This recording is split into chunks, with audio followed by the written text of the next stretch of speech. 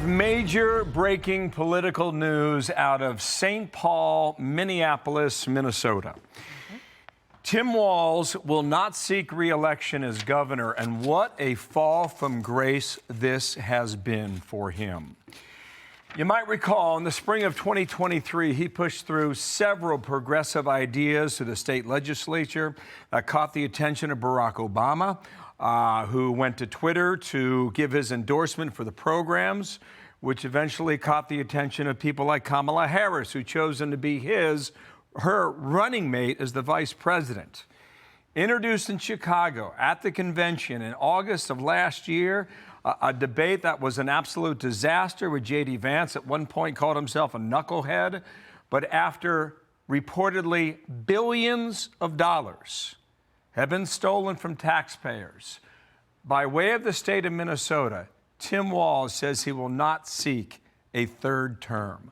What a remarkable 2 years in the national spotlight has been for him, Dana. And Walz hit Trump in his announcement. He said Donald Trump and his allies in Washington, in St. Paul, and online want to make our state a colder, meaner place. They want to poison our people against each other by attacking our neighbors. And ultimately, they want to take away much of what makes Minnesota the best place in America to raise a family. Now, okay, what else has been happening in this last month? Well, you have the discovery that there has been incredible amounts of fraud, and I think 98% of the people arrested were Somalis, who are immigrants there in the state that were taking COVID funds and basically and Medicaid funds and stealing them from the American people under his watch, or his lack of watch. And now remember, Kamala Harris chooses him as the vice presidential choice partly because he couldn't conceivably upstage her.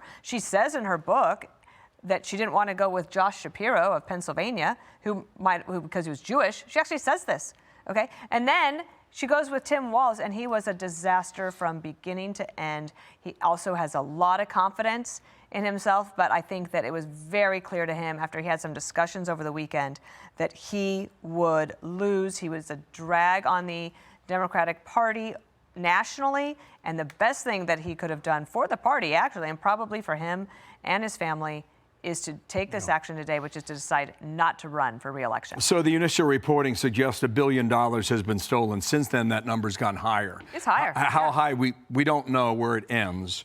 And there are suggestions that it could be similar in other states. Mary Katharine Ham joins us now with an initial reaction. MK, good morning to you. What do you think?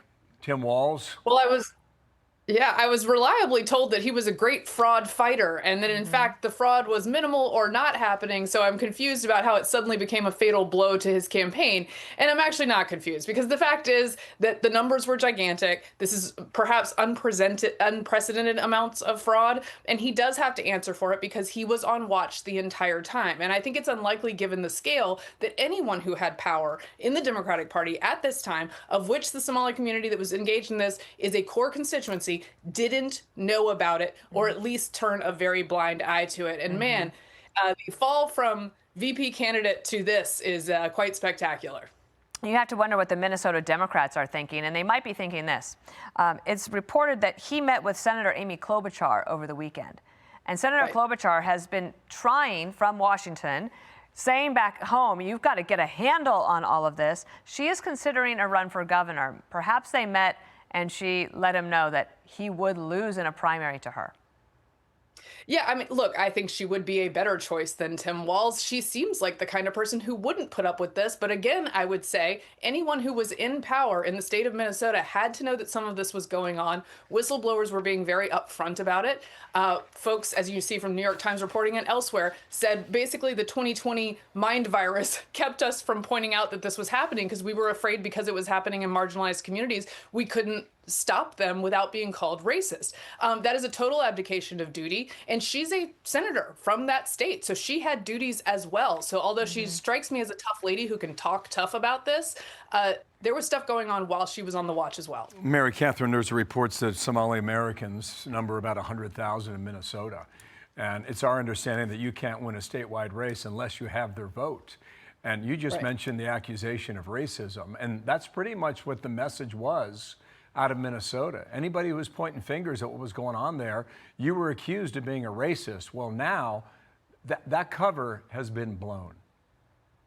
Right, and some, in fact, who were accused of things either threatened to sue or sued, saying, "Hey, we're being discriminated against because you're noticing the fraud." But the numbers don't lie, and the numbers aren't racist, and the stats matter. And every single dollar that is not stewarded by those who are in charge of these programs is stolen from another Minnesota or federal taxpayer who could have used that dollar for honest means and for something productive instead of fraud. So it's really a catastrophe to have that taken from people who are already struggling, maybe to, I don't know, pay for childcare, and it's going to non-existent childcare. Also, I mean, it is difficult for any politician. Look, there's a reason I don't run. I don't have the stomach for it.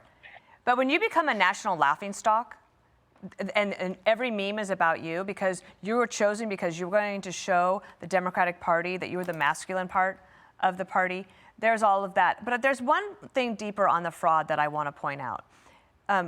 Keith Ellison, former congressman, is now the Attorney General of Minnesota.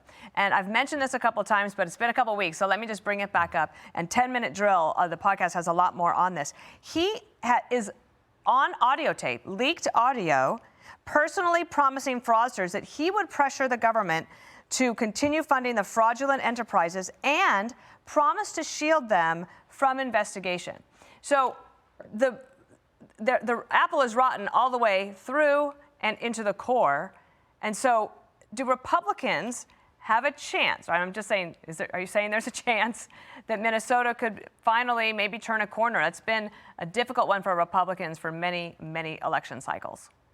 Look, I think even in a blue and purple state, even a very blue state, when you get to this level of abuse of the taxpayer, yes, Republicans can have a moment if they seize it. Ellison is a great example of exactly what you say, Dana, that people had to have known about this while it was happening. And in fact, he was talking to the very people doing it and making promises to them. So that can change voters' minds about where they're willing to swing. Republicans, however, have to put up a person against, whether it's Klobuchar or whomever, who can fight that fight. Lisa DeMuth, I believe, is the head of the Republicans in the House in the state who had declared a long time ago. And then Mike Lindell, I think, is prepared to get in the race or is poised or has announced such.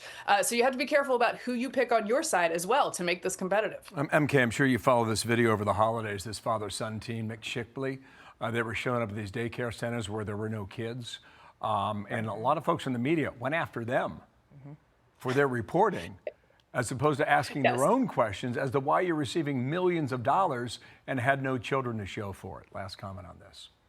Right. Look, I'm glad it went viral because it brings attention to something that deserves attention. Local reporters had worked on this in the past. Investigators in the Republican Party and elsewhere had worked on this in the past, but it really caught fire, and it should, so that a lot of people know this is happening. And this is a sort of a reflection back on Kamala actually went after in her government capacity in California, a guy who blew the whistle on Planned Parenthood with similar kinds of videos and reporting as an independent journalist. They don't like that stuff when it turns against their party and the people who are bringing in money for them.